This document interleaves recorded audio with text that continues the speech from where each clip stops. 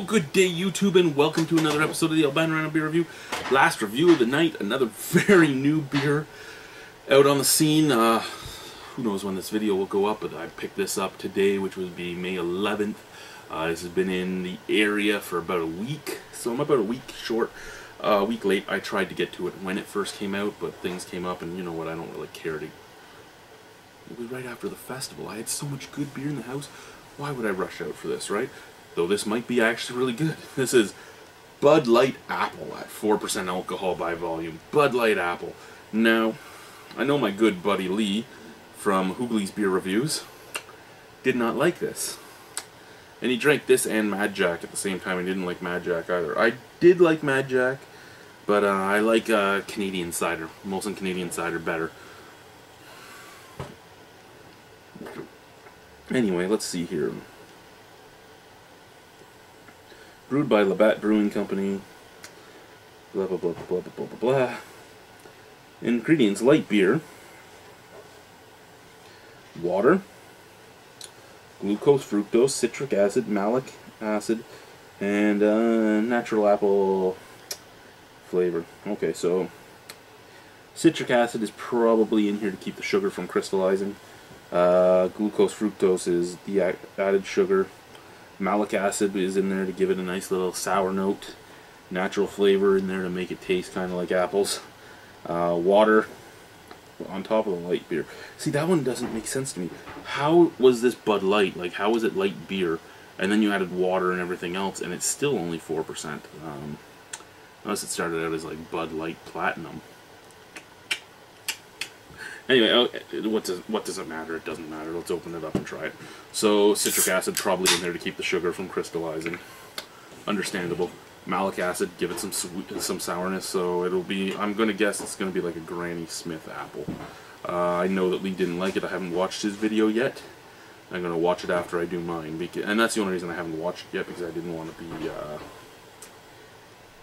to be influenced at all. So I'll watch it after I do this review. I'll go upstairs and I'll watch it right away as I'm untapping this beer. So there we go.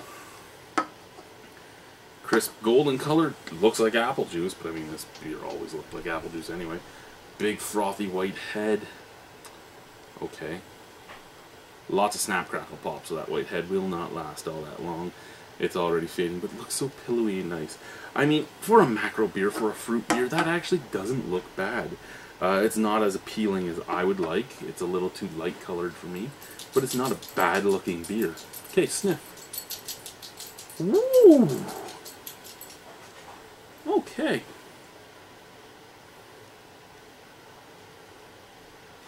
Okay. Lots of skin, lots of apple skin. You're not getting well, there's a lot of the flesh too, but you're getting a lot of the skin, the slightly sour tannic attributes of the skin, slightly bitter, slightly sour. Fleshy though as well, very fleshy, very sweet at the same time. But you're getting it smells like Macintosh apples mixed with Macintosh, Red Delicious, and Granny Smith all together is what I'm getting. Yeah, so you're getting those Red Delicious and those Macintosh giving off the beautiful, beautiful sweet bouquet with a touch of Granny Smith tartness. And the Granny Smith tartness is coming out super, super, super fine and very much akin to Granny Smith peels.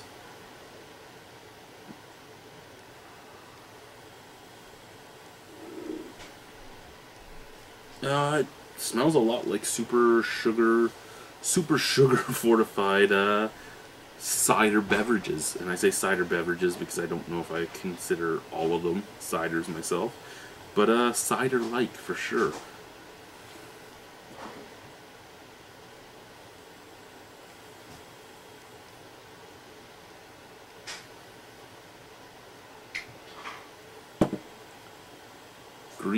The green apple Jolly Ranchers from our childhood.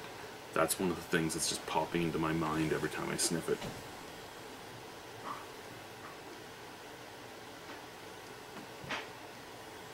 Like, out of the glass, you get that sourness from the green apple Jolly Rancher.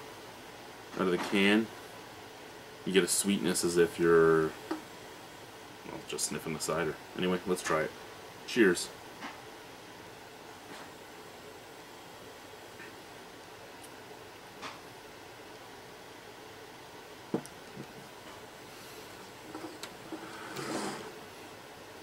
Okay. The smell was so promising on this. I was actually really excited. I thought this was going to be a good beer. I thought it was going to be like the cranberryta or the strawberryta or some of the other Bud Light lines that have impressed me. That being said, I was incorrect. I did think I was going to like this from the smell. I really did. And I don't. It's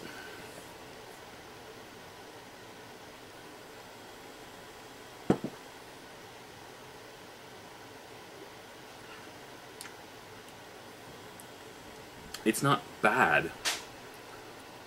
It does have a lot of apple flavor to it.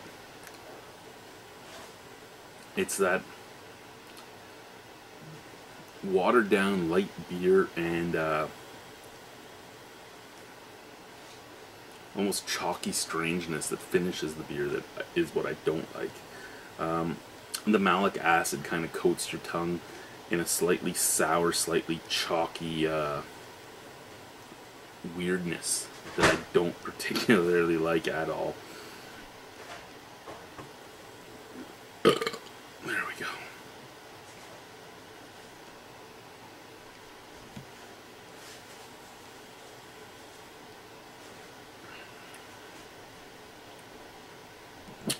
Okay, you get a nice apple flavor up at the forefront. It's a red delicious. It's red delicious flesh with Granny Smith peel. And it's beautiful and appley, and if you hold it on your tongue, you get that. But then as you swallow, it fades into like a, almost like an apple radler with Bud Light, and you get this watery, slightly corny taste mixed with the apple, which just doesn't mix very well. And then you swallow it, you get that malic acid coating on your tongue. So the very first moment it touches your tongue, I'm actually all for it. That first moment that this beer is on my tongue, I'm all for the taste that this beer has. It's everything after that that I'm not a fan of, but I'm not so not a fan of it that I think it's offensive. I just don't think it's good. I just don't think it's good at all. Could I drink this? I probably could if I had to. Do I want to? No. What can I say about it? Try it if you want to try it, but I don't like it.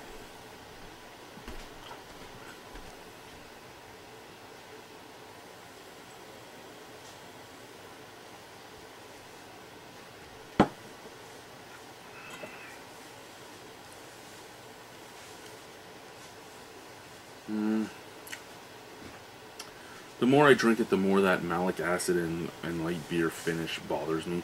So I'm going to give it a 4.75 out of 10. It had a lot of promise. The smell was great. The initial taste is good, but after that it's just downhill for me. And it's downhill in a way I don't like. Kudos to you for trying. This kind of reminds me of the Labatt Apple Harvest Ale. It smells a little sweeter, it tastes a little sweeter on the tongue. So I'm curious if this is basically the same recipe, just tweaked a little bit. But yeah, it doesn't work for me. It doesn't work for me. Thank you guys for watching. Have a wonderful night. Bye-bye.